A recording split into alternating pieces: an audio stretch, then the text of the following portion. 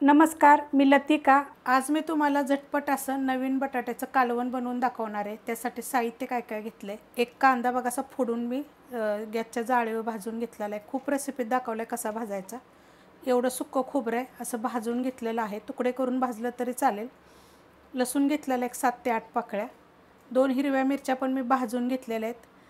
अर्धा इंचाचे पातळ तुकडे 2 घेतलेले आहेत आणि एक मुठभर कोथिंबीर घेतलेली आहे। थोडीशी कमी केली तर चालेल। तर एवढं वाटण आपण बारीक करून घ्यायचं बिना पाण्याचं बघा मी बारीक करून घेतलेलं आहे। टोप ठेवलाय बघा गरम करायला। गरम झालेला आहे। त्यात टाकून घेऊया तेल टाकायचं आपल्याला एक पळी। तुमच्या आवडीनुसार थोडंसं कमी जास्त केलं तर चालेल आणि गरम होऊन देऊया। तेल गरम झालेलं आहे। छोटा एक चमचा टाकायचं मोहरी, छोटा एक चमचा टाकूया जिरं मोहरी चांगलं आपण पहिलं भाजून घेऊया। जिरे मोहरी बघा चांगलं भाजलं गेलेलं आहे। त्यात टाकायचा कढीपत्ता, त्यात टाकायचा आपल्याला एक मीडियम आकाराचा कांदा चांगला भाजून घेऊया।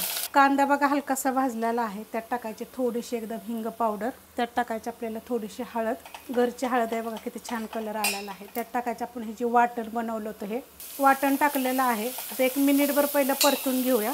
मस्त असं बघा तेलामध्ये चांगलं परतून घेतलेलं आहे। त्यात टाकायचं आपल्याला एक छोट्या आकाराचं टोमॅटो आणि ह्याला काय करायचं मीडियम गॅसवर एक 2 मिनिटं परतून घ्यायचं।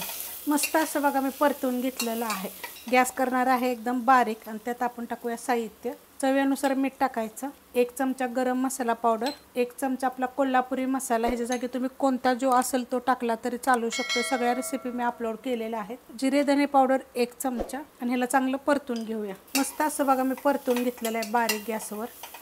आता ह्याच्यामध्ये आपले शिजवलेले बटाटे टाकून घ्यायचे। मीडियम आकाराचे 3 बटाटे शिजवून साल काढून हाताने चुरून घेतलेले आहेत। तुकडे वगैरे केलेले नाहीयेत आणि जास्त असे एकदम गाळ शिजवायचे नाहीयेत। आता गॅस करणार आहे मीडियम आणि ह्यात आपण चांगलं परतून घेऊया। मस्त असं बघा मीडियम गॅसवर मी परतून घेतलेलं आहे। छान असं परतून घ्यायचं जेवढं होता होईल एवढं।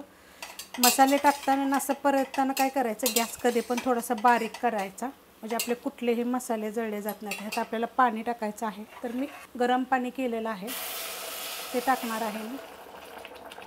आता तुम्हाला कालवण किती पाहिजे त्याप्रमाणे तुम्ही ह्यात पाणी टाकायचं कुठलं कोमट पाण्यात। हे माझं पाणी तर जरा जास्तच गरम झालं होतं, पण मी 2.5 ग्लास पाणी ठेवलं होतं।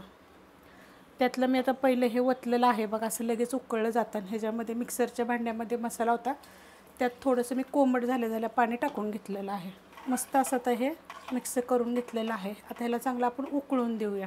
बारीक गॅसवर बघा मी 10 मिनिटं ठेवलं होतं, चांगलं उकळून दिलेलं आहे। अशा पद्धतीनं होतं बघा। आता हे तुम्ही पुरीसोबत खाऊ शकता, भाकरीसोबत खाऊ शकता।